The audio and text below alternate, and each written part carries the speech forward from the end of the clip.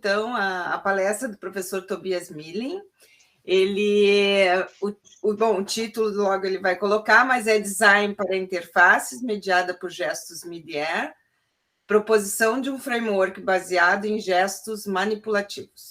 Ele é PhD em Interactive Technology pela University of Brighton, Inglaterra, UK, em 2018, com pesquisa relacionada ao uso de interação Mid-Air em interfaces informacionais, incluindo o período como pesquisador visitante no Instituto Superior de Engenharia do Porto, Portugal, em 2017, mestre em Design e Expressão Gráfica pela Universidade Federal de Santa Catarina, UFSC, linha de hipermídia. Em 2010, possui graduação em Design Gráfico pela Universidade Federal de Pelotas, em 2006, é técnico em Desenho Industrial pela IFSU, em 2002, atualmente é professor adjunto da Universidade Federal de Pelotas, nos cursos de Design Digital e Design Gráfico. Trabalhou como diretor de arte na Conrad Kane Media Applications e AG2 Publicis, onde obteve experiência com clientes como Siemens, Microsoft, Otto International, entre outros. Tem experiência na área de interação humano-computador, HCI, atuando principalmente nos seguintes temas: design de interação, design de serviços, interações gestuais, mobilidade e ubiquidade. Então, vamos dar a palavra para o Tobias agora, que pode iniciar a sua apresentação. Perfeito, obrigado pelo convite. Então, Alice, Berenice, é um prazer poder estar de volta a essa casa. Eu sou muito grato, então, ao Pós-Design. Não sei se ainda é o nome Pós-Design, né? Vocês puderam perceber pelas datas que já faz 11 anos, né, que eu saí daí, então o tempo passa, o tempo voa. Mas sou muito grato, assim, conheci pessoas muito, muito especiais. Foi uma época importante, assim, da minha vida, da minha jornada. E me alegro também de ver alguns desses rostos conhecidos aqui, alguns ex-alunos também aqui da UFPEL. É muito legal e muito obrigado pelo convite, assim, é um prazer poder estar aqui. Eu vou começar compartilhando minha tela aqui, gente, e a gente vai conversando, tá? Deixa eu preparar aqui. E aí vocês já me... Deixa eu colocar aqui, a gente já vai. Aí que eu já vou apertar o botãozinho e vamos embora.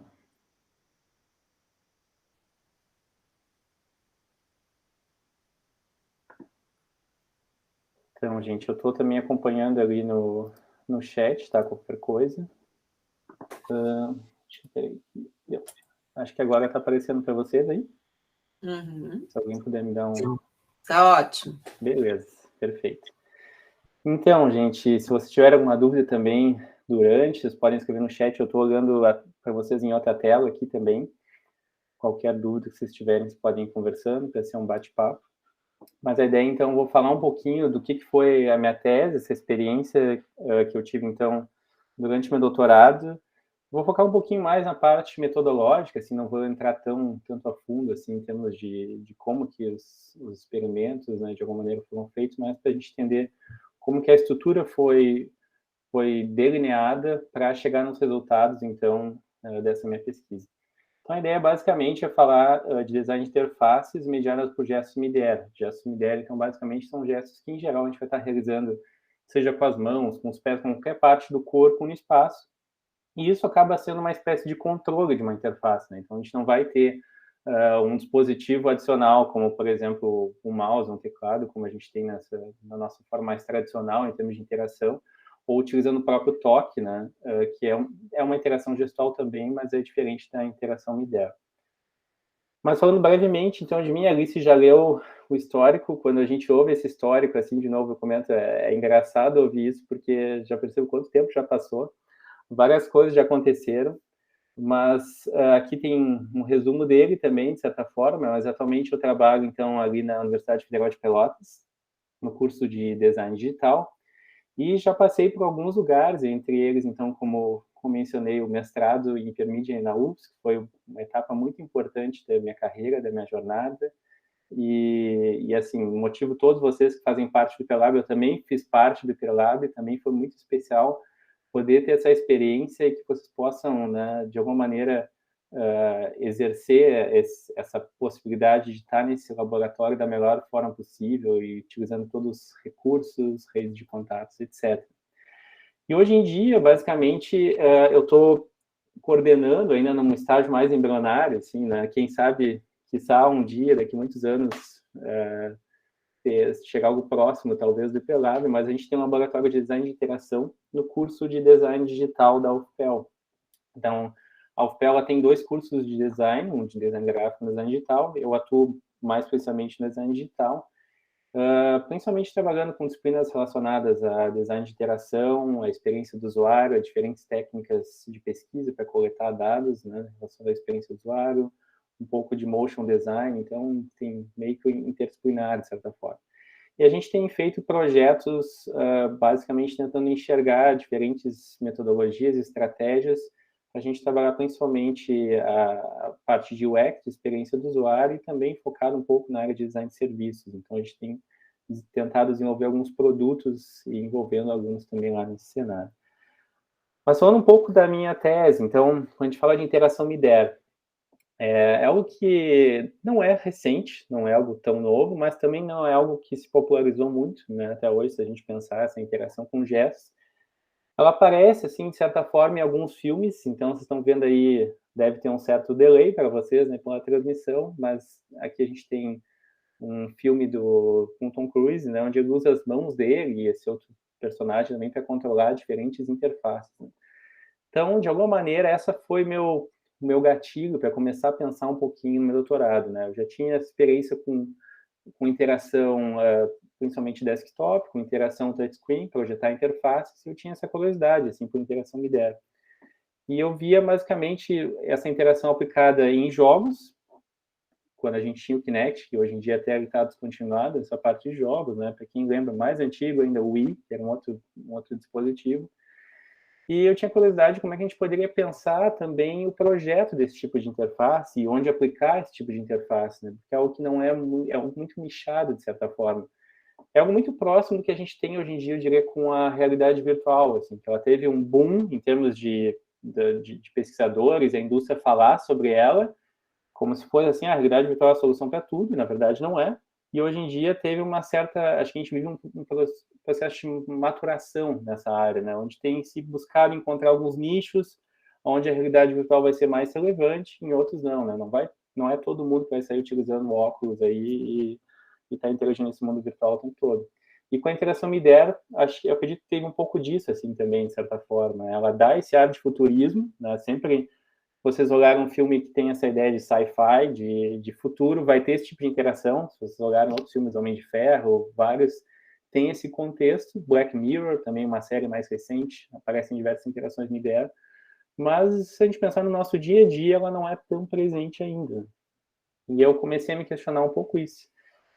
E aí eu comecei a ver que, em termos de interação, o principal formato que a gente tinha de interação MIDER, o principal padrão, era o formato que se chama Point and Dwell, que basicamente é uma replicação da interação do mouse. Vocês podem ver que, às vezes, nesse vídeo tem uma mãozinha que ela para em cima do botão, aparece um contador, e a partir disso um botão, por exemplo, é ativado. Então, o que acontece nesse tipo de interação? De certa forma, o gesto em si não está sendo explorado. A mão do usuário, basicamente, ela replica o movimento do cursor. Então, a gente tem o mesmo modelo de interação que a gente tem no dispositivo desktop, ele simplesmente está replicado para ser mediado por um dispositivo MIDER. E enxergando um pouco esse cenário, eu comecei a me questionar, assim, poxa, isso aí não está o ideal, assim, de certa forma. Acho que a gente tem que explorar outras possibilidades. Isso nesse contexto de interfaces informacionais. Além disso, tinha diversas limitações, assim, as pessoas quando tem que ficar com o braço, né, de pé muito tempo, aquilo começa a dar um problema que a gente chama de braço de gorila, né, começa de alguma maneira a trazer fadiga para os usuários, era uma interação lenta, de certa forma, parece não ser apropriada, entre outras possibilidades.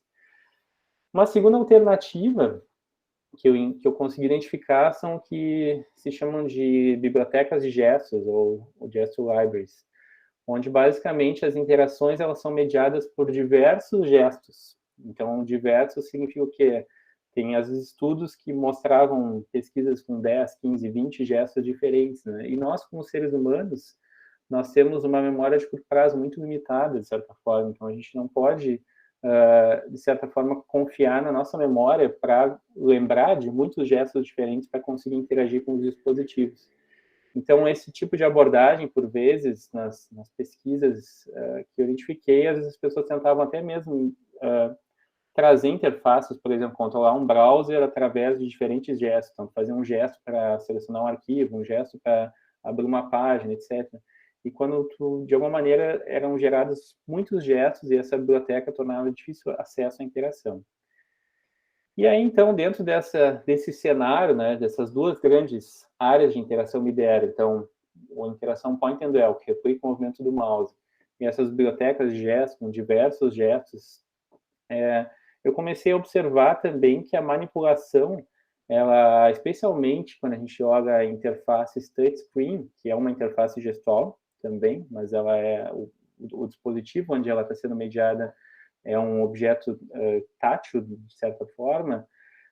Nessas interfaces, eu comecei a analisar que diversos aplicativos começaram a explorar um pouquinho mais dos gestos, não apenas o gesto do tap, que também, de alguma maneira, é uma replicação dessa ideia de pointing que a gente tem no mouse. Então, a gente começou a ver alguns aplicativos explorando um pouco mais isso. E, basicamente, a ideia da manipulação é que a interface, de alguma maneira, ela traz indícios ou sugestões para o usuário conseguir entender de que maneira que ele vai interagir com aquele dispositivo, a partir também de uso de animações, de affordances, entre outros recursos visuais.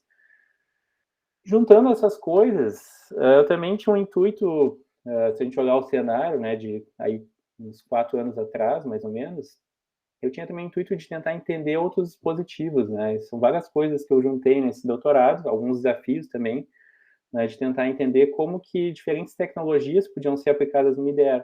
Porque existe uma grande diferença, quando a gente pensa na interação MIDI-R, do que a gente vê nos filmes e do que é o mundo real, de certa forma. Porque nos filmes tudo funciona perfeitamente, não existem problemas. E quando a gente trabalha com esse tipo de interação no mundo real, de certa forma, a gente tem diversas dificuldades técnicas e de design relacionadas à interpretação desses gestos. Então, como que um sistema sabe que eu estou conversando com aquela interface a partir de um gesto? Será que o fato de eu coçar a cabeça é um gesto que tem que ser interpretado pela máquina ou eu fiz isso sem querer? Como que o sistema vai interpretar essas coisas? E essa é uma grande diferença que a gente tem, por exemplo, em relação ao touchscreen. O touchscreen, ele interpreta um gesto quando você toca na interface. Então, tem uma diferença muito grande em termos de interpretação. E o MIDI-R, ele traz alguns desafios. E aí, então, basicamente, uma das coisas interessantes, assim, de ter essa oportunidade de fazer esse doutorado, então, na Universidade de Brighton, lá no UK, é que, de alguma maneira, assim, lá fora, o acesso a dispositivos, né, que estão, assim, de certa forma, em últimos lançamentos tecnológicos são um pouco mais facilitados, assim. Seja por custo, muitas das empresas enviam esses dispositivos para as universidades para que eles possam ser testados depois, e só depois eles irem para o mercado.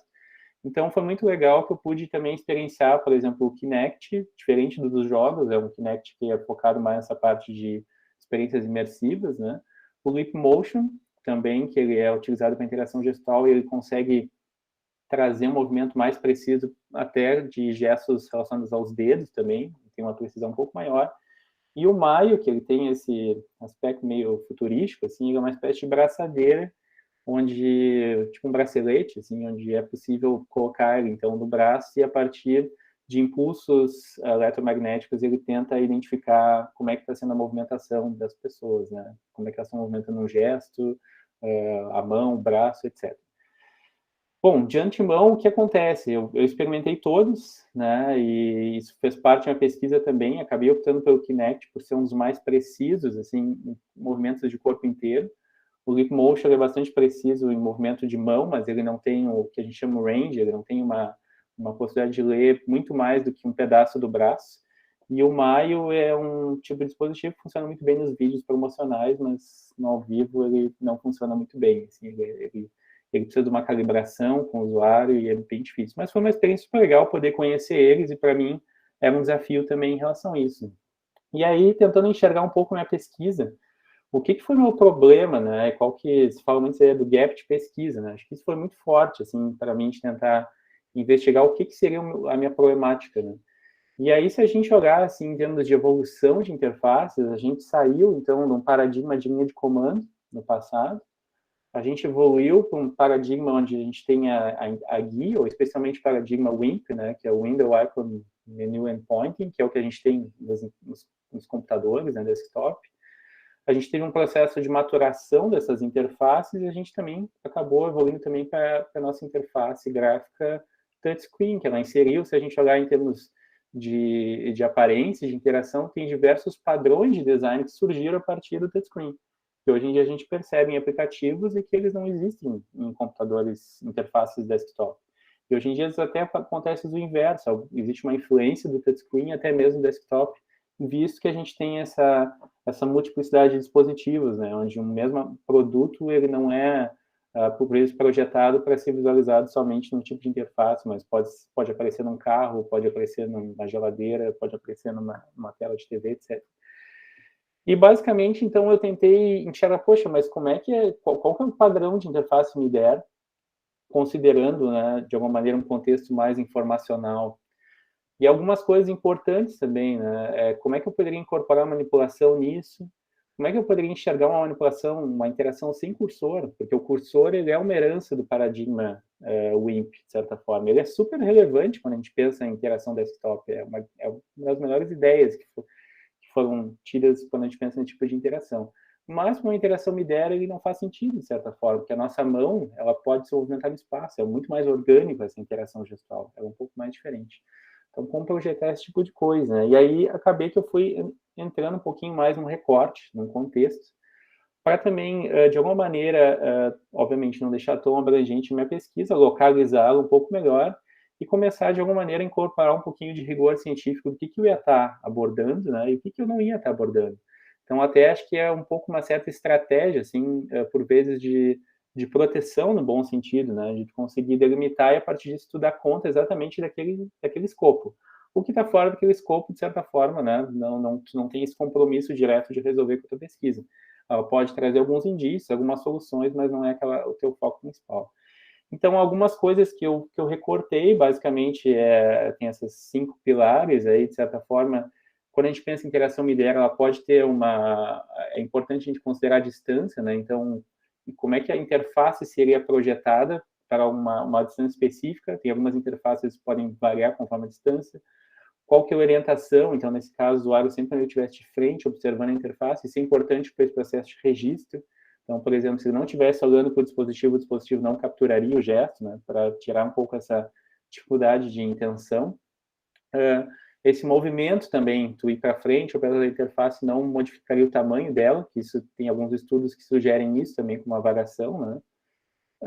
Era uma interação que ela era projetada para uma pessoa só, então a gente tem também uma diferença, de certa forma, quando a gente projeta uma interação MIDER para mais pessoas, exatamente por essa dificuldade de achar autoridade. O que é autoridade? Quando a gente tem muitas pessoas, o sistema tem que saber quem é que está controlando o que ali. E o sistema, o que ele enxerga? Ele enxerga só pessoas, ele consegue mapear que existem 2 olhos, nariz, boca, e agora quem controla o quê? Quem comanda o menu? Quem comanda essa interação A, B ou C? Então, colocar mais pessoas nesse escopo traz, de certa forma, uma certa complexidade, né? E também a localização era focada num contexto chamado de semipúblico, então não era um contexto totalmente público, mas um contexto pensando numa casa, no escritório, uma coisa nesse sentido, que era muito inspirado por algumas linhas de design especulativo, né, onde se enxerga essas visões futuristas de combinar uma casa onde, sei lá, o espelho da casa pode ter alguma interação, a janela da casa pode ter uma interação, então tinha um pouco dessa visão de futuro, né? Enxergar nisso, por isso a ideia de trabalhar também interfaces informacionais. Então, contextos onde tu poderia buscar, especialmente conteúdos imagéticos, textuais, que pudessem te favorecer no dia a dia para tu estar informado de alguma maneira. E como metodologia, basicamente, eu utilizei a abordagem de Research to Design, ou pesquisa através do design. Então, antes só de entrar nessa metodologia, eu queria só fazer um paralelo rápido, assim, falar um pouquinho desse tipo de abordagem, que foi um tipo de abordagem bem importante, assim, uma decisão importante metodológica na pesquisa, mas também é um termo, de certa forma, de pesquisa que eu tenho, ainda que a passos de formiguinha, tentando advogar mais e mais para ele ser utilizado, especialmente em pesquisas nossas aqui no Brasil também. porque tem uma aproximação, né, com o Research to Design, que é a Design Research, né, o Design Science Research. Eu, particularmente, eu não gosto muito desse termo, porque eu acho, na minha concepção, ele não está muito bem explicado, de certa forma. Ele está colocando apenas um pedaço da pesquisa em design e ele diz que aquilo é Design Science Research. Tá? E por que eu vou explicar isso? Porque, de alguma maneira, a gente tem 3 possíveis áreas onde a pesquisa está relacionada ao design. Então, a gente tem a pesquisa sobre design, que é um tipo de pesquisa super relevante que a gente já faz e fez, né, há muito tempo. Então, ela tem uma relação muito próxima com a fenomenologia também. Então, quando a gente pode observar fenômenos, se a gente pudesse observar produtos, etc., e a partir disso trazer o entendimento científico a partir disso. A gente tem a Research for Design, a pesquisa para o design, que é o que nós, porque eu me considero um designer também, tá, gente? Mas quando a gente pensa um projeto de fazer um produto, etc., a gente vai utilizar diferentes estratégias. A gente vai fazer, talvez, uma pesquisa de benchmark, uma jornada de usuário, a gente tem diferentes métodos ali. Então, a gente está fazendo pesquisa para design. É uma pesquisa um pouco mais ligada a, se a gente pensasse, uma abordagem de o que a gente utiliza para criar o produto. E a gente tem essa abordagem, então, do Research to Design, onde a ideia é o quê? É justamente a gente produzir seja um produto, algum objeto, né, no final, e todo esse processo de produção, ele é contabilizado como pesquisa. Então, existe uma ênfase muito forte na reflexão e na documentação desse processo. E aí, é importante fazer uma diferenciação entre o que seriam artefatos de pesquisa e artefatos da prática do design. De alguma maneira, essa research design, essa abordagem, ela tem como premissa a ideia de tu criar objetos ou criar produtos, onde o principal intuito deles é trazer uma contribuição ao conhecimento em alguma área específica. Mas eles não têm necessariamente um compromisso com o mercado. Eles não têm esse compromisso de alguma maneira eles serem comercialmente viáveis ou eles terem uma estratégia de marketing associada. Eles até podem, né, por alguma instância, transformar o resultado disso num produto direcionado ao mercado. Mas o principal processo disso é a gente enxergar, então, um produto como uma maneira de trazer uma contribuição ao conhecimento. E aí ela é estruturada, né, tem alguns autores, eu gosto bastante dessa abordagem, que ela aparece muito em pesquisas ligadas ao design de interação, que é um pouco mais a minha área também, que é dividida em 4 etapas, de certa forma. A pesquisa preliminar, uma fase de prototipação, uma fase de avaliação e o processo de reflexão e documentação. Se a gente olhar, a parte dela é muito próximo do que a gente tem na metodologia de desenvolvimento de qualquer produto de design, de certa forma. Por isso que a pesquisa através do design, o research design, ela se aproxima também do processo prático de criar um produto, mas o principal objetivo dela é tentar enxergar, a partir do processo, como é que esse processo traz uma contribuição para o conhecimento. E é importante nisso também a gente refletir sobre a validade. Eu acho que isso também é uma discussão importante, assim, da nossa área do design, que de alguma maneira, quando a gente pensa na validade dessa abordagem da research design, ela não é focada na ideia de reprodutibilidade. Ou seja, quando a gente olha uma ciência mais exata, né, tipo, ou até, sei lá, se a gente pensar, talvez, agronomia, biologia, às vezes tu consegue fazer, então tá, combina enzima A, B, sempre vai dar C. Então tu consegue provar aquilo que outra pessoa vai fazer e ok, aquilo foi descoberto de alguma maneira. Mas o design, por si só, ele é uma área generativa. Né? Então, o que acontece? Se a gente colocar o mesmo problema para 2 pesquisadores resolver, é impossível que vai ser a mesma coisa. Isso está por trás da essência do design e tentar enxergar aí sim essa perspectiva do design mais como ciência. Né? Ele tem esse caráter de ele não é uma ciência exata, mas de alguma maneira ele vai sempre trazer algumas recomendações, de certa forma, alguns indícios para que isso possa auxiliar o processo de alguém no futuro a produzir alguma coisa específica. Mas ele tem esse caráter generativo. Então, basicamente, nesse tipo de pesquisa, o que a gente tem que, na verdade, enfatizar é que todo esse processo ele tem que ser passível, né, de ser recuperado e ele ter, de alguma maneira, um escrutínio, né, ou a pessoa possa avaliar criticamente como é que funciona.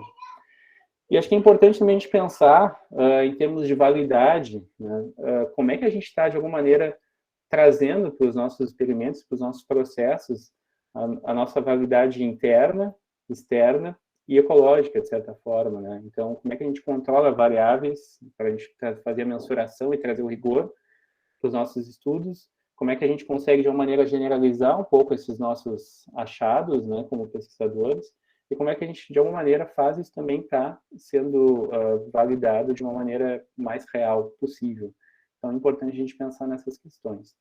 E aí, olhando, então, um pouquinho para a minha pesquisa, aqui a gente tem um overview dela, basicamente uma estrutura. Eu vou passar rapidamente, tá, gente, por ela, e aí vou falar um pouquinho só dos experimentos, basicamente. Mas ela foi, então, estruturada nessas 4 fases, de certa forma, da Research Design, onde, inicialmente, na pesquisa preliminar, eu tentei, então, a partir de uma espécie de revisão de literatura, né, ou eu chamei de uma pesquisa relevante, tentar enxergar o que a gente chama de design space, dessa área de design gestual baseada em manipulação.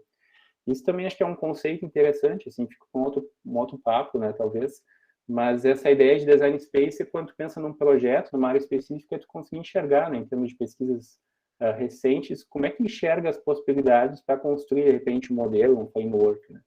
E isso acabou resultando, então, numa proposição do que eu chamei de um framework baseado em manipulação para interação MIDER.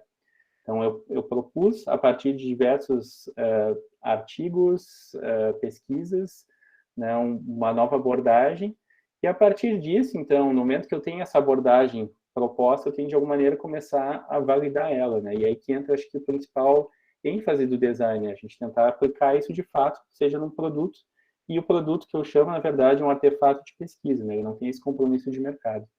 Então, a gente entra numa fase de prototipação, e uma coisa importante aqui, basicamente, é que na minha fase de prototipação, eu fiz alguns protótipos, eu não fiz apenas um protótipo, por exemplo. Por que eu quero dizer isso, tá? Uma das coisas que, quando a gente pensa em validade, especialmente validade externa, quando a gente pensa em generalização dos nossos dados, eu vi diversas pesquisas, por vezes até na área do design, onde os pesquisadores traziam, de repente, um modelo X e faziam um protótipo, algum produto, algum experimento, e provavam, ok, esse modelo aqui funciona, é isso, né? Só que, de alguma maneira, eu era um pouco crítico em relação a isso, porque, por vezes, o modelo que vocês estão criando de interação, a solução de vocês, ela pode funcionar num contexto e que está sendo abordado, de repente, num artigo, numa pesquisa, mas ela não ser, de alguma maneira, tão apropriada para funcionar em alguns contextos levemente diferentes. Então, a minha ideia de fazer mais de um protótipo, ou diferentes protótipos para validar esse meu processo de modelo de interação que eu propus, tinha principalmente esse intuito de aumentar um pouquinho essa validade externa, trazer um pouquinho mais de generalização assim, para os resultados que eu buscava atingir. A partir disso, então, eu fiz uma primeira etapa de avaliação, uma avaliação formativa, que eu vou falar um pouquinho dela depois. E aí teve um processo basicamente iterativo, né, de pegar os protótipos e tentar, de alguma maneira, ter feedback dos usuários, né, de pessoas da amostra selecionada, para tentar ir identificando de que maneira melhorar a solução proposta inicialmente. E isso acabou avançando, então, para uma fase de avaliação, de certa forma que ela tem um caráter de avaliação somativa, ou seja, existe uma ênfase um pouco mais de trazer também aspectos quantitativos relacionados, ou cruzados com qualitativos, e isso tudo, de alguma maneira, acaba influenciando num processo de reflexão e documentação, que ele é chamado de última etapa, na verdade, da abordagem Research to Design, mas ele ocorre o tempo todo, assim. Então, se a gente observar aqui nesse diagrama, a ideia é que cada fase de design, cada etapa, de alguma maneira, ela está contribuindo com novas informações, novos achados, e isso tudo pode, de alguma maneira, também estar influenciando o resultado final da pesquisa de vocês. Então, não é só um processo linear, onde, digamos, só no fim está ok, tudo validado, segue em frente, né? Mas, de alguma maneira, é um processo que vai se retroalimentando, essa reflexão ela tem que acontecer o tempo todo, né, nesse processo. E aí, também, dentro da minha estrutura, eu tive algumas, isso é importante também, acho que a gente pensar enquanto abordagem do Research Design, é tentar enxergar alguns possíveis resultados de pesquisa, né, e trazer um overview de métodos. Então, eu utilizei diversos métodos, assim, eu não vou estar entrando neles aqui, mas em termos de resultados de pesquisa, esse tipo de abordagem que é interessante, assim, quais são os resultados em termos de consultores, né? Então, as opções basilares, os pilares da pesquisa. Então, acabou que eu consegui criar uma espécie de framework para ser utilizado na interação MIDER. Então, a partir disso, então, eu criei esse framework gerando alguns princípios de design. Então, a partir disso também isso gerou novas teorias de design, algumas recomendações para criar interfaces e soluções para esse tipo de abordagem. Então, é importante a gente ter essas delimitações, de certa forma, quais são os resultados de pesquisa, né, que vocês podem ter, porque isso ajuda a delinear também como que a metodologia de vocês pode ser criada. E aqui, então, nesses métodos, diversos métodos que eu coloquei, eles foram organizados a partir de diferentes atividades de pesquisa, ou por vezes a gente pode considerar diferentes estudos. Então, eu tive, de certa forma, aqui, 5 grandes estudos na minha tese. Tá? Então, cada um deles tem alguns detalhes específicos. Então, passando basicamente por essas 4 etapas aí da Research Design, a pesquisa preliminar, basicamente, eu tentei enxergar o que seria esse design space. Então, tudo que colabora ou que é relevante em termos de pesquisa, em termos de informação, para esse modelo, de alguma maneira, que eu estou tentando propor na minha pesquisa. Então, tentar criar um framework que desse suporte à interação MIDER a partir de manipulação. Então, tem diversos conteúdos e estratégias que acabaram resultando nisso, né? E isso gerou, então, uma espécie de modelo de interação, ou esse framework, que ele era caracterizado, então, por 11 diferentes estratégias, assim. Então, claro que fica um pouco deslocado, assim, sem explicar eles em detalhe, mas, de alguma maneira, tentei criar diferentes estratégias para que esse meu modelo funcionasse em diferentes situações, assim, especialmente nos protótipos, que eu ia estar tentando validar, mas que isso também tivesse um aspecto se aplicado em outros possíveis cenários, né? Então, basicamente, algumas coisas importantes, assim, vocês estão vendo que tem uma imagenzinha que se chama Distal Interaction. Uma coisa importante na interação MIDER que eu estava propondo é que ela não podia ter cursor, né? Não podia ter essa ideia do mouse. Então, a gente tinha que pensar em interagir a partir de diferentes zonas de interação. Então, conforme tu mexesse tua mão para um lado e para o outro, ia disparar diferentes zonas de interação. Ele não trabalhava diretamente com a ideia que a gente chama de manipulação direta, porque devido a algumas limitações técnicas, isso gera um delay no tipo de processamento. Então, existia uma outra estratégia que era manipulation based. Então, quando fazia, por exemplo, movimento de gesto, ele disparava alguma interação, alguma animação. Uma coisa importante também dentro dessa abordagem, quando a gente pensa em interação MIDER, uma das dificuldades, como eu comentei anteriormente, é saber quando que um gesto está começando, de certa forma. Como é que um gesto vai ser disparado? Então, em geral, a pessoa vai sair de uma posição de repouso para, sei lá, movimentar a mão dela para um lado, para o outro. Então, o sistema tem que conseguir, ele tem que ter uma etapa que a gente chama de feed forward, que é diferente do feedback, né? O feedback acontece depois da interação, o feed forward é algo antecipado. Então, o sistema ele tem que ter um aspecto interpretativo também de enxergar, opa, aquele usuário quer fazer um gesto tal, ele quer fazer tal coisa, então vou ter que disparar a interface nesse sentido, né? De alguma maneira, eu tinha que ter um set de gestos que fosse pequeno também, para as pessoas conseguirem memorizar, que fosse socialmente aceitável. Então, tinha diversos atributos que acabaram constituindo essa espécie de modelo de interação. E aí, na fase de protótipos, então, eu optei, como eu tinha mencionado, por criar, então, 6 padrões de design informacionais, de certa forma. E aí entra um outro ponto importante também, por que padrões de design, de certa forma? Quando a gente pensa em design patterns, justamente a ideia deles é eles servirem como modelos para conseguir explorar de diferentes maneiras, né? Quando a gente enxerga o menu de carrossel, por exemplo, ele existe um princípio de interação aí do carrossel, mas ele pode ser aplicado em diferentes contextos, situações, diferentes tipos de design visual, etc. Então, a ideia de design pattern é partir um pouco disso. Então, como que algumas estruturas principais, informacionais, poderiam ser adaptadas e mediadas para essa interação MIDER. Então, esse foi basicamente a minha estratégia, de certa forma, para também trazer um pouco mais a generalização para a minha pesquisa. Então, eu criei diferentes tipos, tem alguns exemplos de interface, tinham vários, assim, mas tem algumas para vocês darem uma olhadinha. E aí, então, para onde que a gente começa a entrar, assim, em termos de rigor científico, eu diria? Quando a gente começa a fazer avaliações. Por que as avaliações são tão importantes? Porque nas avaliações que a gente vai estar mensurando, então, informações, a gente vai estar, de alguma maneira, conseguindo identificar, a partir, pode ser uma abordagem experimental ou não, se a tua solução, de alguma maneira, ela está trazendo uma experiência satisfatória para esse usuário ou não. E, a partir disso, tentar modificar esse processo.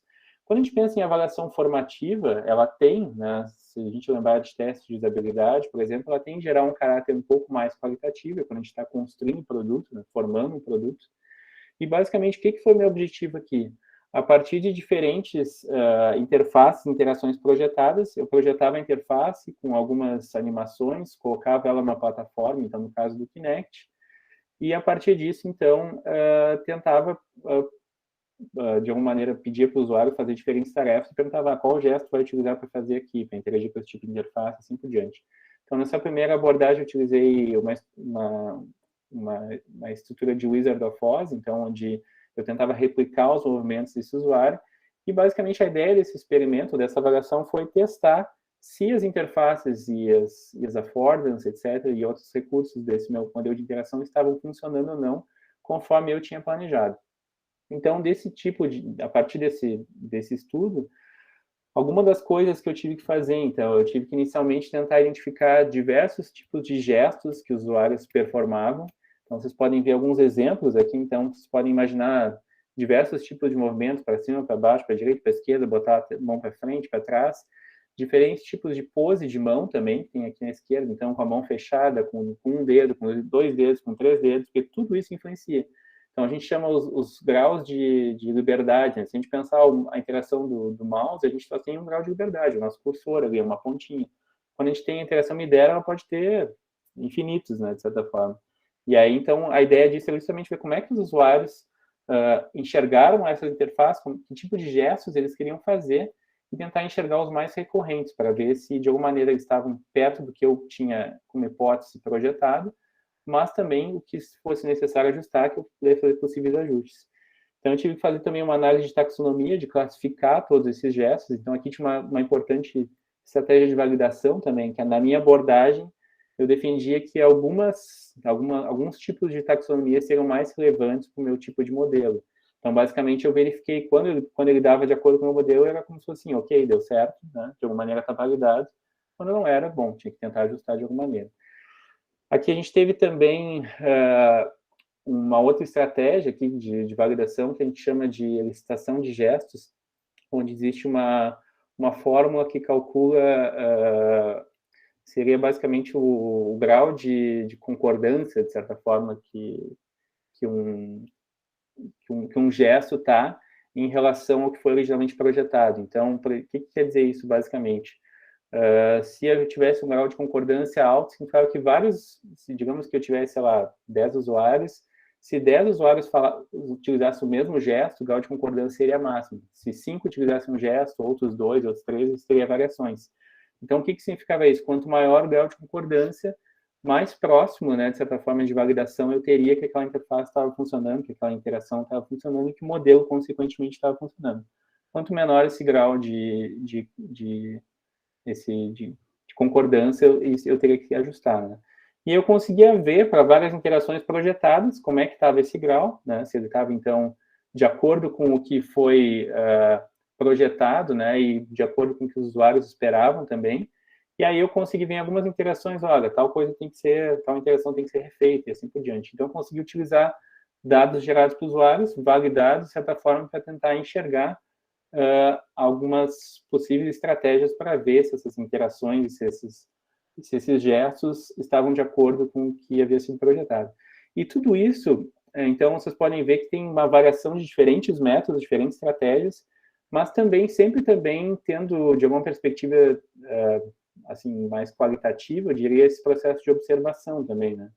De tentar analisar como que esses usuários também faziam o gesto, não só em termos de classificações, de números, etc., mas também enxergar comportamento, como é que era a postura deles, assim por diante. Isso tudo, de alguma maneira, também geravam recomendações, né? E aí, o que aconteceu, então? A partir disso, eu tive que fazer algumas mudanças nesses protótipos, né? E aí, eu acabei indo para a minha última etapa. E aí, antes de chegar na última etapa só da minha pesquisa, que seria uma avaliação somativa, eu queria só ressaltar assim, a importância da gente trazer rigor científico também para esse processo de avaliações, né? Porque, de certa forma, é isso que vai validar, né, a contribuição do conhecimento de vocês ou não. E aí, assim, 2 livros que, para mim, foram muito importantes, especialmente aquele pretinho que vocês estão vendo, que é Quantifying the User Experience, do Sauro, ele é um livro que trabalha bastante essa parte de estatística ligado ao design de interação. O segundo é um pouco mais conhecido também, do Turis Albert. Ele é um pouco, não vai tão a fundo assim, mas esse preto é muito interessante, assim, porque tem várias questões de estatística. Eu, por exemplo, não tinha muito conhecimento de estatística, ainda é um pouco raso, eu diria, mas aprendi muita coisa baseado nesse livro e também pela própria dificuldade de fazer o doutorado também, de certa forma. E acabou, então, isso indo de encontro a uma avaliação somativa. O que seria, basicamente? Uma avaliação somativa, eu comecei a analisar, né, esses meus protótipos de uma perspectiva um pouco mais quantitativa, mas ainda qualitativa também. E como que ela foi feita, basicamente? Ela foi estudada uma espécie de abordagem experimental, ou seja, o tipo de interação mais recorrente, quando a gente fala de MIDER, talvez ainda hoje até, é essa interação point and dwell. Por quê? Essa point and dwell é essa que replica o mouse, que estão vendo ali em cima.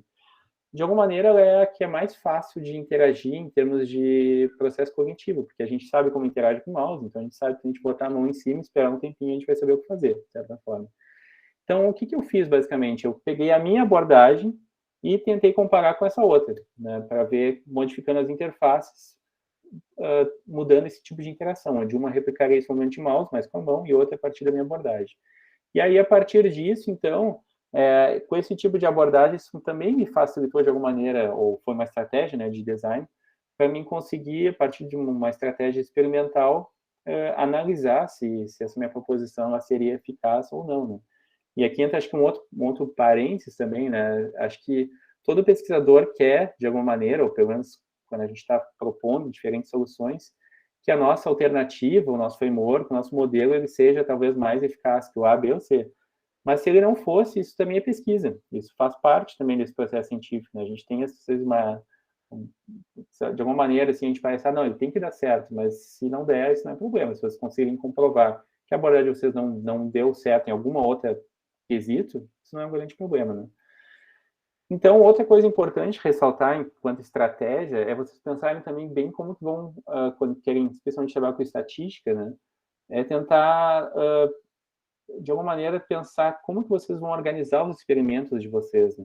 Então, por exemplo, no meu caso, eu utilizei uma abordagem que seria within subjects, que é basicamente entre sujeitos, ou seja, as mesmas pessoas que testam o meu modelo testam esse do que seria o point and dwell.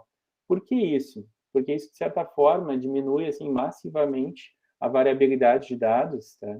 Massivamente não, assim, se alguém da estatística me ouvir vai me matar, tá?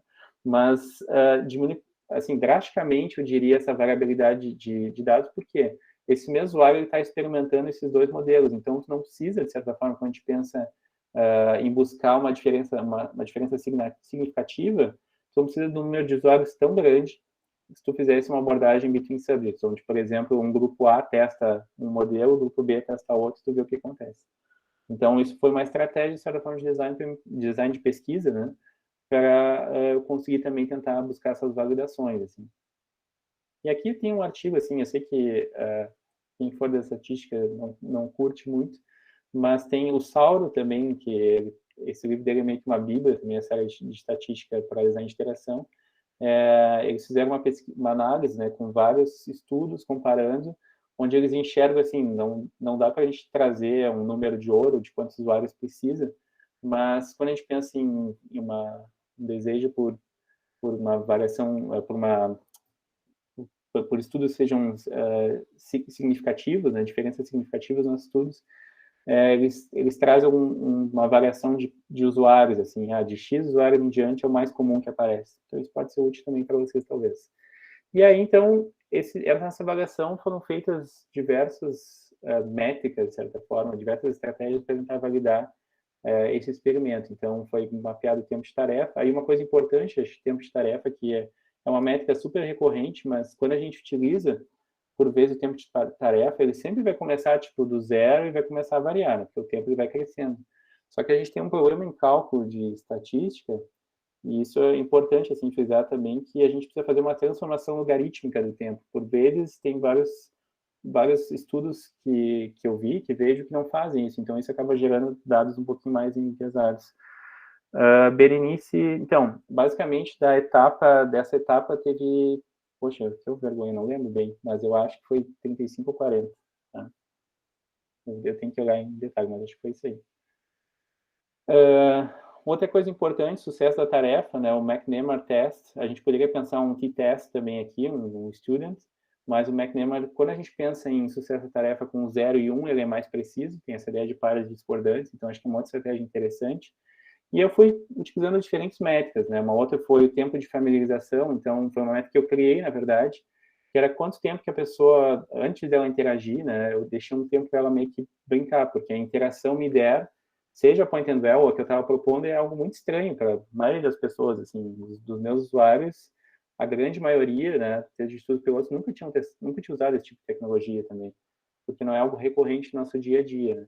Então, eu criei uma métrica para isso também, e aí teve outras métricas que a gente começa a combinar, então, dados quantitativos, qualitativos, né, erros, por exemplo, da minha abordagem, né, que é essa vermelhinha que vocês estão vendo, e a azul que eu comparei, a abordagem que eu fiz teve diversos erros, muito mais do que a outra, e grande parte desses erros tem muito a ver, não necessariamente com o projeto em si, mas, como eu falei, com essas limitações da tecnologia em si, dela, às vezes não conseguir interpretar quando que um gesto está sendo lido ou não. Por isso que existe uma grande diferença, de novo, entre o vídeo que vocês veem promocional de um filme ou de um produto e o mundo real. Tá? Então, é bem grande essa diferença, basicamente. Outras estratégias também de misturar dados paramétricos e não paramétricos, né? Então, por exemplo, eu perguntei qual seria a preferência do usuário em relação a diferentes interações, se eles preferiam uma abordagem A, B, ou se não tinha diferença.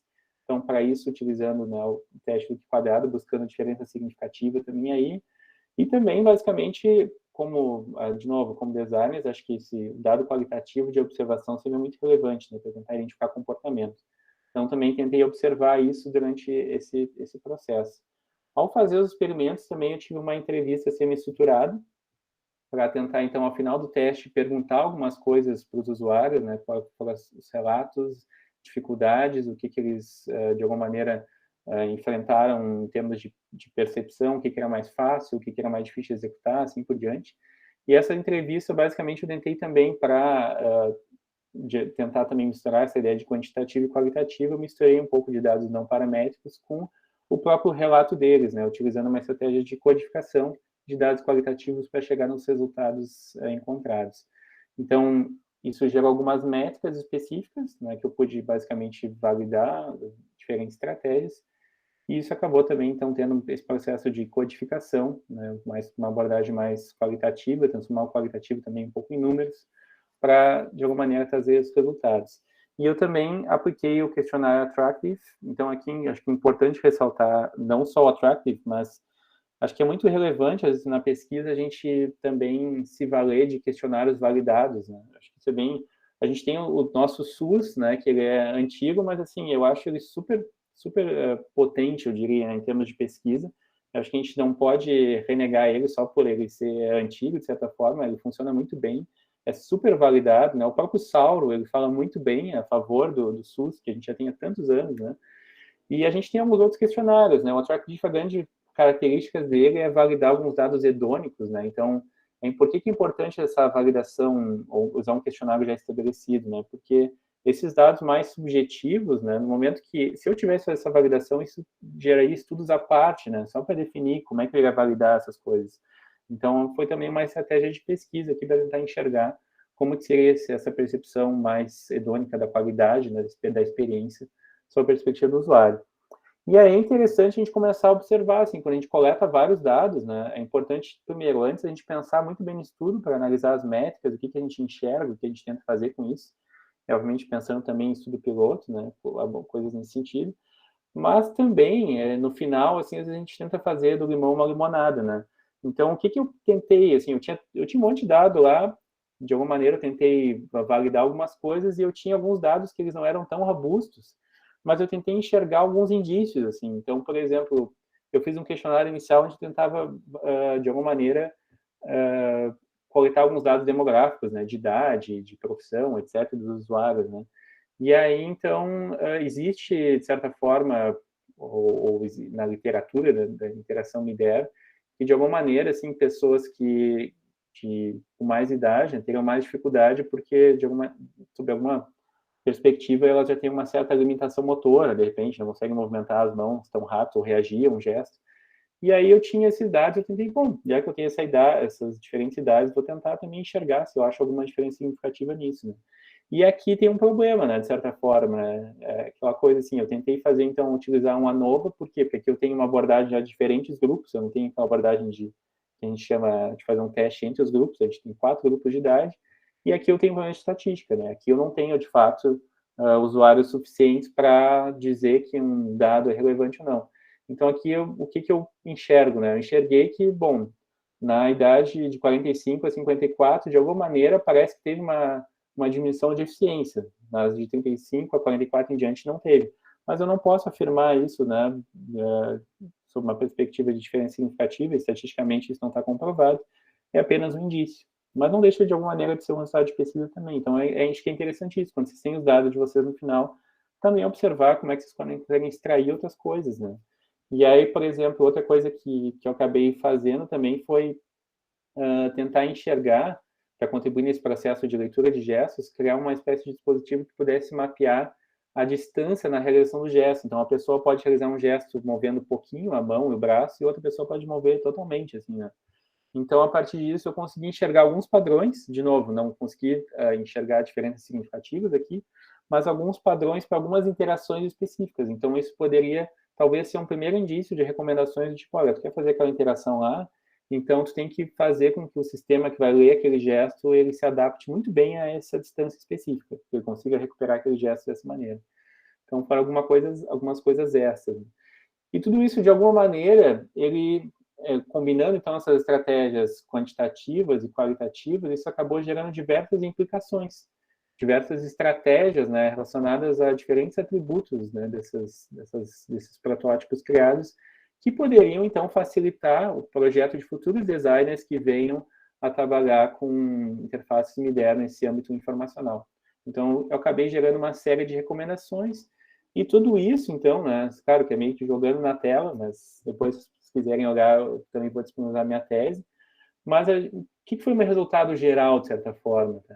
Eu consegui, de alguma maneira, trazer o meu modelo, que eu chamei de Gestures Only, e os princípios de interação. Tentei validar eles sobre 3 pilares importantes, quando a gente pensa em termos de definição mais teórica de modelo de interação, que é o poder descritivo, evaluativo e generativo dele, como é que ele se comportava, de certa forma, né? Eu gerei uma série de recomendações, então, para pessoas que fossem criar interfaces MIDER, que tipo de cuidado eles deveriam ter, como que eles deveriam projetar a interação A, B ou C, nesse sentido. E, de alguma maneira, né, a minha pesquisa, no final, ela tenta responder, então, eu tive 3 questões de pesquisa principais e eu tive alguns objetivos de pesquisa, né? Então, eu tento responder cada uma delas a partir de diferentes estratégias e diferentes estudos. Então, isso acho que é interessante também, pensando nesse processo de pesquisa. Na conclusão, existia essa retomada para, de fato, ter essa verificação, né? E, de certa forma, o pesquisador ele se sentir confiante, tipo, não, o que eu fiz está aqui, eu consegui entregar esse resultado, consegui provar o que eu me propus de alguma maneira. E, felizmente, né, essa abordagem que eu propus, ela tinha, em grande parte dos aspectos, né, avaliados, ela foi muito mais positiva do que essa abordagem mais tradicional, né? Então, isso, de alguma maneira, me deixou contente, de certa forma, mas, como eu falei, se não fosse também, não seria um grande problema, porque seria também resultado de uma pesquisa, faz parte do processo, né? E aqui a gente então, tem, de novo, toda essa estruturação, né, de alguma maneira. Então, é enxergar que essas avaliações, principalmente, é óbvio que o processo de design em si também, de criar os protótipos, ele é super relevante, né, importante, mas as avaliações, eu acho que elas são muito relevantes, porque elas vão trazer bastante desse rigor científico. É a partir dali que vocês vão conseguir fazer ser um pouco mais assertivo com as suas definições, com as suas conclusões, e enxergar que, né, que todo o processo de design é rico. Então, quando a gente pensa nessa abordagem de research design, é a gente enxergar que todas as etapas, de alguma maneira, elas podem contribuir como possíveis contribuições do conhecimento, né, na área de vocês. Então, não é só o resultado final, mas é todo esse processo. Então, acho que isso é interessante de validar e também ir buscando a literatura, né, comparar assim, o que foi achado lá, o que vocês acharem e assim por diante. Então, é um processo muito, muito rico, basicamente. E ele, em geral, é um processo que ele gera, então, de novo, algumas estratégias e recomendações. O design, ele não funciona essa perspectiva do tipo, utiliza sempre a tipografia 10, que ela sempre vai dar certo. Isso não funciona, porque quando a gente pensa numa tipografia, vai depender de várias variáveis relacionadas a um contexto, né? Então, vai ver contraste, fundo, composição com outros elementos, né? Tu tá trazendo só para o visual. Então, o design, eu enxergo, quando a gente pensa em abordagem de pesquisa, ele tem muito essa característica de trazer como resultado recomendações, estratégias, né? E não uma receita de bolo do tipo A mais B vai dar C. Então, isso acho que é bem relevante, assim. E eu coloquei também com um texto, assim, de um dos meus participantes, que ele comentou, assim, bastante que ele sentiu, assim, que, de alguma maneira, essa abordagem, ela trazia mais engajamento para ele, né? Trazia mais prazer de interagir, ao invés de simplesmente utilizar uma espécie de mouse, né? Adiante. Então, para finalizar, né, só queria ressaltar, assim, que acho que quando a gente pensa nessa ideia de research to design, como designers, né, como designer, eu enxergo que o qualitativo é muito relevante, né? Mas o quantitativo ele não seria bastante, assim, em termos de alguma maneira cruzar essas duas informações e a gente trazer validade para a nossa pesquisa. Não quer dizer que se for um só ou outro, isso vai ter problemas, mas eu acho que na essência do design isso está muito presente, né? É engraçado que, assim, eu diria assim, na minha experiência um pouco mais de Brasil, eu sempre tive uma ênfase maior no qualitativo, e na área, especialmente de design de interação e humano-computador, que ela às vezes se aproxima um pouco mais da ciência de computação, existe uma ênfase total no quantitativo. Então, eu tinha dificuldades de brigar, olha aqui, o qualitativo é importante, a gente tem que entender o comportamento das pessoas, etc. E claro que a gente pode transformar os dados de um e de outro, né, também, então isso acho que é relevante. Pensando sempre nessa ideia de rigor científico também. Acho que é isso, gente. Então, se vocês quiserem depois dar uma olhadinha também, aqui tá a minha tese, ela está disponível, mas se derem um Google aí pelo nome também vão chegar lá. Legal, obrigada. Mas, novamente, obrigado pelo convite. Muito legal estar de volta essa casa aí, estar junto com essas professoras queridas aí, Alice, Bernice, e alguns colegas também, Israel, alguns alunos. É muito bom ver vocês, gente. Tá bom? Legal, obrigada, Tobias. Realmente, tu utilizasse essa pesquisa através do design de forma fosse muito didático. Gostei da tua fala em relação a como tu, né, desenvolveu a pesquisa e ao mesmo tempo foi super didático para todos nós aqui em termos de aprender essa coisa do design através do a pesquisa através do design, para o design, pelo design, através do design, né? Então, foi bem esclarecedor. Eu acho que nós estávamos até discutindo isso esses dias, coisa que seria tema para um próximo ano, né? Eu acho que eu não sei como é que ficou, Berenice, mas, assim, acho que é bem... E quais foram os autores que tu utilizasse ali no True Design? Ali, na verdade, assim, eu utilizei na abordagem da pesquisa de design é o Zimmermann, mas, assim, na minha pesquisa, se vocês quiserem baixar a minha tese, vai ter mais detalhado ali. Mas o Zimmermann é um dos que trabalha basicamente com aquela estrutura, né, do Research Design, é um dos mais pais, assim, de certa forma, dessa área. E aí tem alguns autores depois, tipo, tem o Fallman também, tem o outro, o Zeman, que é parecido, que eles trabalham um pouco mais focado depois no design de interação. Eles se apropriam um pouquinho dessa ideia do research design, que é uma abordagem ampla, ela não tem que ser para design de interação, ela pode ser para qualquer produto de design, e eles acabam fechando um pouquinho mais depois no design de interação. Mas tem o Gaver também, tem alguns autores, assim. Não, e assim, é interessante perceber assim, que os autores realmente dão uma mudada, né? Quando tu passa para os Estados Unidos, por exemplo, para o Brasil, né? Então é legal a gente pensar nisso e tentar juntar, né? E ver a coisa. Aí tem o design média através, né? A pesquisa através do Science. Isso, Design Science Research. Você tem até um livro, né, na verdade. Eu realmente não sou a pessoa, não sou chato dos termos, tá? Eu aceito tudo. Mas eu não concordo tanto, assim, com a visão ali, porque eu acho que ele esquece outras pontinhas ali do design, que tudo faz parte dessa grande área do design. Quando a gente pensa no Research Design, ele está dizendo, olha, é a pesquisa através do design, através do processo. Mas tem outro tipo de pesquisa em design que é fenomenológica, que é utilizada, e sempre foi, né, de certa forma também, né, na academia. Com então, certeza. Eu acho que a única coisa que eu não concordo ali, parece que pelo título, é isso aqui, não sei, mas não, isso. Não, muito legal, assim, acho que tem bastante futuro, e futuro não, acho que está já se consolidando como um método de pesquisa que utilizam vários outros métodos junto, né? Então, não, é só mais um guia de como desenvolver a pesquisa, então é bem interessante.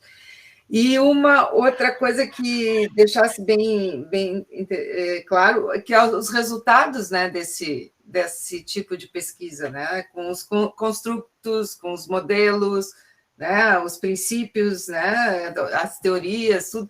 Então, acho que vários resultados podem, né, consolidar essas pesquisas, esses doutorados, esses mestrados, né, que estão sendo Exato. desenvolvidos. É bastante recorrente, né? De alguma maneira, ele está expresso em diferentes subprodutos, se a gente fosse pensar, né? Então, é interessante isso, diferença, porque o processo ele vai te revelando diferentes estratégias, né? Por exemplo, nessa minha jornada, né, um dos métodos que eu utilizei de avaliação era a ideia da elicitação de gestos, que é basicamente tu comparar, né, os gestos que as pessoas criaram, os usuários, de alguma maneira, sugerem, se eles estão alinhados com o que, de alguma maneira, tu projetou. Essa é a ideia.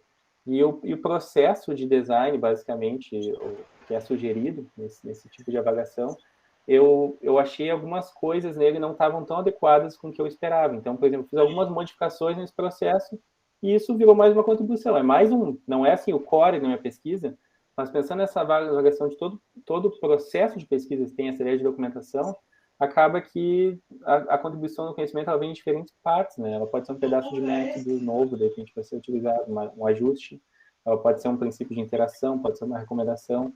Então, tem várias coisas que a gente pode extrair, né, de uma tese que tem essa abordagem, assim, basicamente. Legal. Estou vendo que a Berenice quer falar. Sim, não, queria, bom, primeiro parabenizar, Tobias, pela pesquisa, né, super robusta e também, assim, por tu estares compartilhando com a gente aqui, né, todo esse processo, com certeza vai ficar registrado e influenciar, e são pontos que muito a gente discute também nos grupos, né, aqui mesmo, nas apresentações do Hiperlab. E achei muito interessante assim, a maneira como tu trouxeste esse aspecto, assim, qual é a melhor estratégia também para ir fechando os resultados, né? Porque muito que a gente observa é isso, as bancas perguntando, sim, você fez tudo isso, mas chegou aonde, né? E aí o quanto tem que olhar para a pesquisa novamente e armar ali, né, estruturar esses resultados e mostrar que teve uma série de resultados, e aí você traz a questão da quantificação também, o quanto é importante. Por isso que eu te perguntei do número de participantes, que também é sempre recorrente. Mas por que tantas pessoas, né? Sim. Você não tem aí uma validade estatística. O que você tem, então, né? Como construir argumentos para lidar com isso? Exato. E essa questão acho que é importante, né, também, porque eu não é o melhor termo, mas eu acho que no meu doutorado, assim, eu tive uma qualificação, que foi, né, a etapa do meio, assim, que ela foi bem forte, assim, bem traumática. E isso, de alguma maneira, me fez ir atrás de diversas estratégias, não só para construir, né, os meus experimentos, mas de alguma maneira para me proteger, no bom sentido, né, para estar pronto para responder qualquer dúvida de repente, que tivesse na banca. Bem legal. Então isso acho que, né, acho que não é legal a gente pensar, bom, vou fazer experimento só pensando nisso, né? Mas acho que também foi uma estratégia que eu tive de alguma maneira assim me apropriar o máximo possível. E como eu falei, assim, foi uma abordagem funcional também de utilizar os mesmos usuários testando, ao invés de tem prós e contras as duas, né? Que podem ter discussões, utilizar diferentes grupos, etc. Mas isso também pode acarretar em outras possibilidades, sabe? De repente ou mais usuários, ou mais tempo, ou coisas nesse sentido, né? Então, isso pode acabar sendo problemático em outras perspectivas também. Mas eu acho importante também, pensando nessa definição dos experimentos, né, que quando a gente começa a pensar que tipo de estudo que a gente vai fazer, a gente analisar muito bem, assim, quais são as métricas, né, fazer talvez também, obviamente, algum estudo piloto, mas tu conseguir enxergar antes de fazer alguns possíveis indícios. Olha, eu acho que pode por aqui, acho que pode por ali, né? Para trazer alguma segurança, assim, não fazer, vamos ver o que acontece.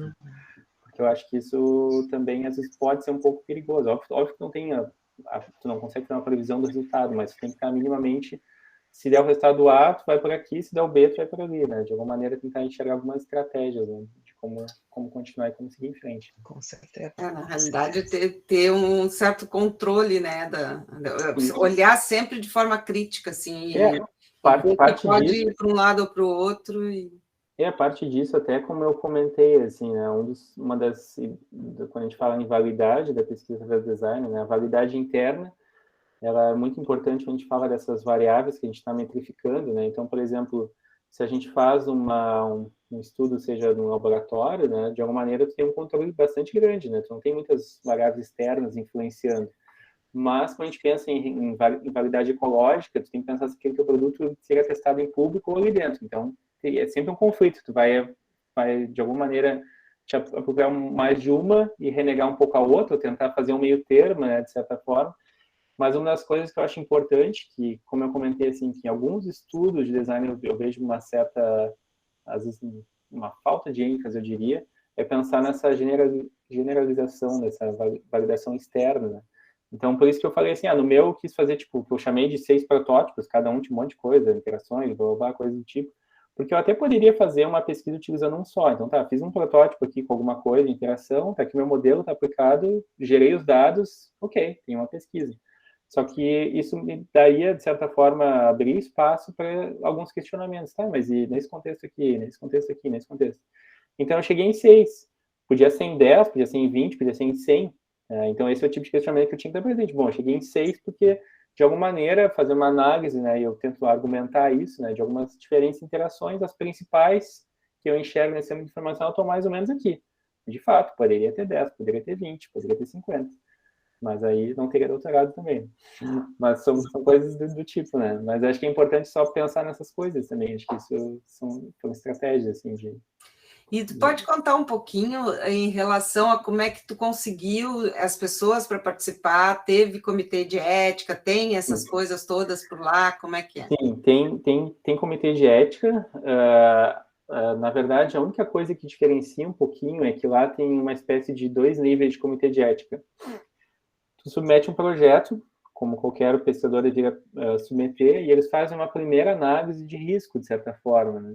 E, em geral, por exemplo, como meu projeto ele não estava focado, eu não coloquei usuários, por exemplo, idosos ou crianças, etc., não tinha nenhuma condição específica que pudesse gerar algum problema. O ambiente onde eu estava testando, né, ele era um ambiente que, de certa forma, seguro, né? Então, ele não caiu na segunda avaliação, que poderia ser um pouco mais criteriosa. Eles olharam a primeira, aprovaram, ok, pode fazer, e tranquilo. Mas se tivesse alguma condição mais específica, né, acho que seria importante pensar. Tem umas coisas, assim, que é engraçado, assim, que parece bobagem, assim, mas eu costumo dizer que é coisa do inglês, assim, porque o inglês, ele tem uma ênfase muito forte nessa coisa de segurança, assim, do tipo, se acontecer uma coisa, como é que tu, sei lá, se cair um negócio do teto na cabeça da pessoa, o que vai, sabe, mas tô sendo meio escrachado aqui, mas eles têm coisas assim, algumas coisas que tu imagina, não tem como acontecer, mas não, tem que prever, se a pessoa sentir mal do estômago, o que vai acontecer? Então, tem um pouco disso, assim, tá? Então, eles ampliam bastante esse escopo do comitê de ética, de certa forma, o que tu tem que pensar de situações que podem acontecer, então, eles têm que até meio que te inspirar um pouco mais, né, em termos de possibilidades. E isso faz demorar um pouco o processo, né, de aprovação. Faz porque, bom, na verdade, tu tem que pensar nisso, né? Tu tem que, de alguma maneira, tentar... E tu tem que enxergar, e aí o mais difícil é isso, porque tu tem uma timeline correndo, né? E tu tem que enxergar experimentos futuros, né? Lá na frente. E, claro, por mais que tu tente, quando a gente pensa em design, o design, seja de pesquisa ou de um produto, algumas coisas se modificam, né? Quando a gente está, de fato, desenvolvendo, né? Então, é um pouco intimidador, eu diria, assim, de tentar enxergar lá na frente, assim. No meu teve diversos ajustes, tá, depois que eu fui fazendo. Sim, teve que ser meio que um chapéu, assim, esse projeto. Exatamente. Tu tem que pensar o pior caso e jogar para lá. Então, pensa o pior caso e faz. E tu disse que não foi foco na criança, no coisa, mas tu teve várias idades ali. Tive várias idades. O meu, aí depende um pouco, né, em termos de... Aí eu tentei me apoiar um pouco em literatura, né, que tem alguns autores que, basicamente, eles definem a gente chama esse range aí de 20 até 55, por ali, que seria mais ou menos uma ideia de fase adulta, que eles chamam. Então, eles não separam muito depois de ser idoso. Idoso tem alguns que falam de 55 para cima ou de 60, né? Mas as classificações deles. Ou depois, em geral, assim, de 20 ou 18 para baixo. Mas então eu tentei usar, aí são estratégias também, né? Usar a literatura a favor para tentar definir um pouco mais esse escopo nesse sentido. Né? Tá. Mas... E na realidade, as pessoas, tu pegou assim conhecidos, como é que tu chegou Até isso foi importante, né? Porque, na verdade, um dos meus estudos que eu não mostrei aqui, que era o mais inicial, assim, foi para escolher a tecnologia, assim, que eu para ver se eu usar o Kinect, o Maio, ou eu fiz um estudo para tentar analisar qual tipo de tecnologia eu utilizar. Nesse eu utilizei a abordagem de conveniência, assim, porque ele era um estudo que não era tão relevante para mim, na verdade, né? Era mais para tentar trazer uma validação inicial. E nos outros estudos não, aí basicamente eu não utilizei esse tipo de abordagem porque ele de alguma maneira ele poderia trazer algumas inseguranças, de certa forma, para o processo, né? A partir desse aspecto mais pessoal, de indicação. Então, foi uma abordagem mais ampla, então eu tive gente, na verdade, não só de universidade também, tive gente... Porque essa é uma diferença, tá? Aqui também acho que tem agora, mas lá os testes são todos pagos, assim. Então, isso... E não tem nenhuma... Assim, no passado, eu sei que tinha uma discussão ética aqui, né? Do tipo, tu está pagando, então tu está... De alguma maneira, a pessoa vai ser bonzinha contigo, né? De certa forma, né? Tem essa questão. Mas, assim, eu vejo em geral lá, não só na Inglaterra, mas, assim, estudos na área de UX na interação em geral, os usuários, muitas vezes são pagos, e acaba que, e são pagos, assim, às vezes não é tão pouquinho, tá? Por exemplo, eu participei de estudos que eu ganhei, assim, sei lá, seria 40 libras, sei lá, R$200, assim, para fazer um estudo. O meu não era assim, porque eu tinha que tirar do dinheiro lá que eu tinha. Mas, tipo, o meu estudo dava para a pessoa comprar lá um sanduíche, uma coca e pagar o transporte, né? Coisas desse tipo. Olha só. E aí, então, de alguma maneira, isso motiva, é mais fácil, né? Motiva as pessoas a participarem, né? Eu não escutei aquela hora. Quantas pessoas participaram? Foi 40, acho que eu não lembro se 40 ou 45, eu não lembro muito bem, mas eu tenho que checar. Todos pagos, tu teve que desembolsar, né?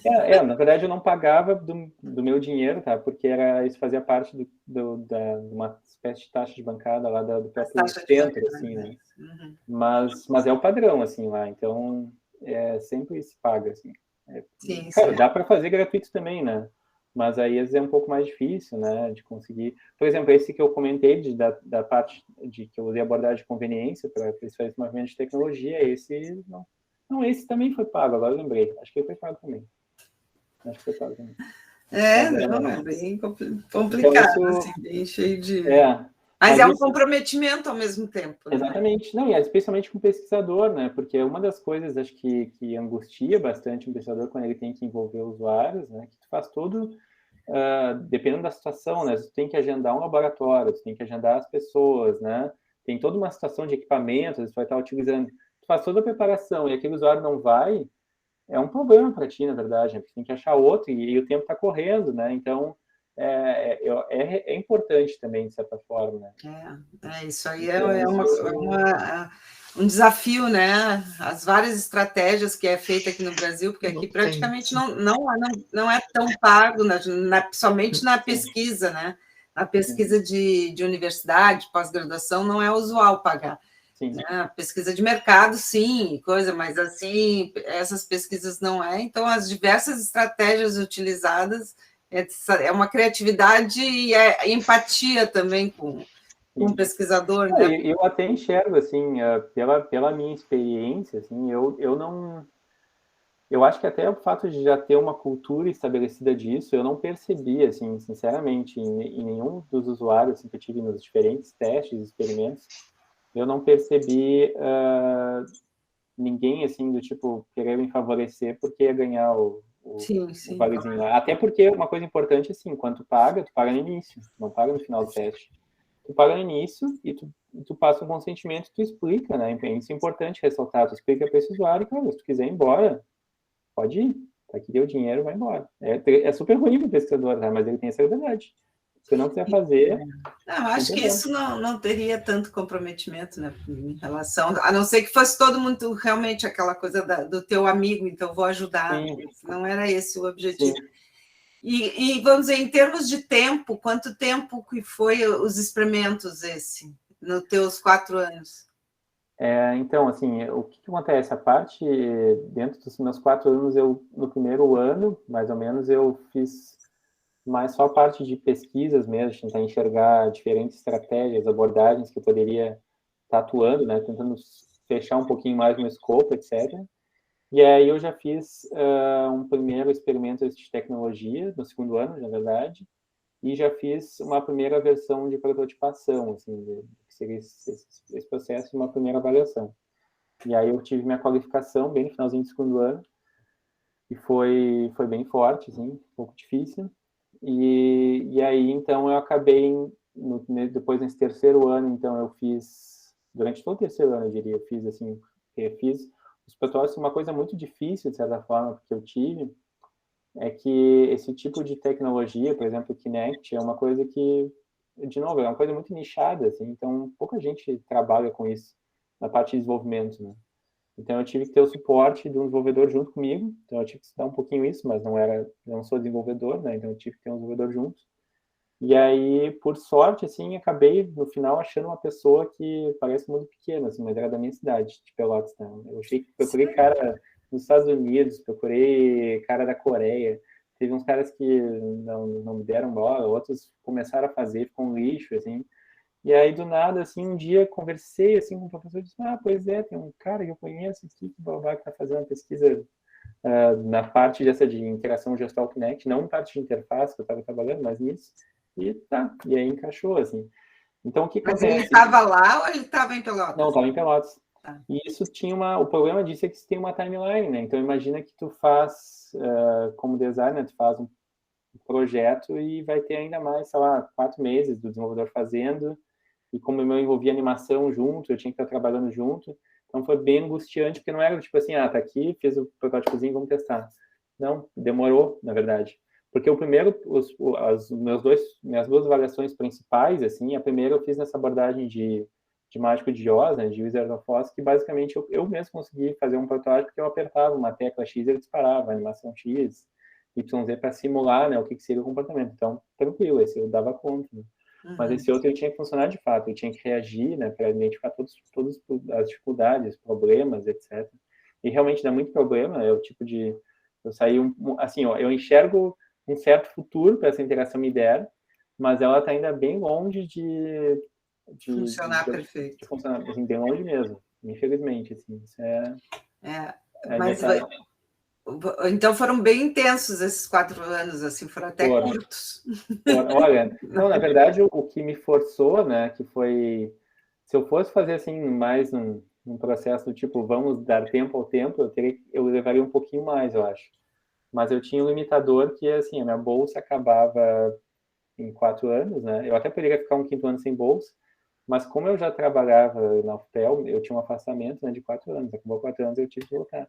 Então, foi exatamente isso, eu defendi uma semana antes de ir embora, embarquei numa sexta, cheguei num sábado, segunda-feira comecei a dar aula. Meu Deus. Foi assim, ó, foi para matar, assim. E aí tem uma coisa diferente também, né, que é meio chatinho também, eu diria assim, do processo. E eu não sei como é que tá aí na UFSC, assim, mas eu vejo em geral, os programas de pós daqui, né, em geral, o que tu faz? Tu defende, sei lá, um mestrado, doutorado, e aí a banca faz sugestões, a pessoa altera e tal, mas em geral ele não retorna para a banca, né? O aluno vai fazer aquelas alterações e vai mandar para a biblioteca. Mas, assim, se lá no fundo ele não fizer 100% das coisas, se alguma coisa ele não fizer por completo, bom, é por conta e risco dele e ok. E lá na Inglaterra, não, na verdade, tu faz e tu não... E assim, quando tu é aprovado, né? Tu é aprovado ou reprovado. Sim, teve vários doutorados que eu já vi reprovado lá também. Tem gente lá que bota na ferida mesmo. Complicado. E aí eu tive algumas correções para fazer e eu tive, de fato, que mandar as correções de volta depois. Cara, eu já estava no Brasil, né? E aí foi um caos. Meu filho tinha nascido. eu fui fazer as correções e mandei de volta, e eles demoram para olhar também, porque esse painel é um painel que não tem ligação com a universidade de fato, assim, eles são avaliadores externos de lá que se chama, né? E aí, então, levou mais, tipo, para mim ter um diploma mesmo, levou mais, sei lá, acho que 8 meses, eu acho, depois da minha defesa.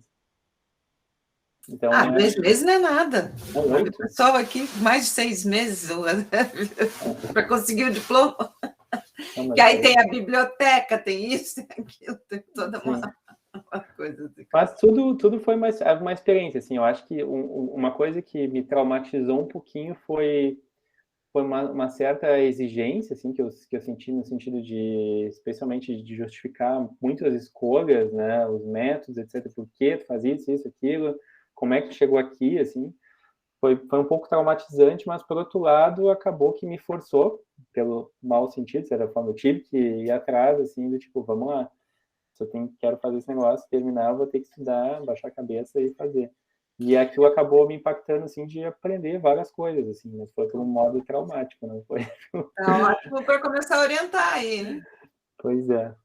Tu está dentro de hoje, tem uma pós-graduação? Então, a gente não tem aqui uma pós-graduação em design, é um problema grande, na verdade, na Universidade de Pelotas. Então, a gente tem programas próximos, assim, na computação eles têm uma área, está querendo meio surgir um pouco vinculada a design de interação, mas é no design em si.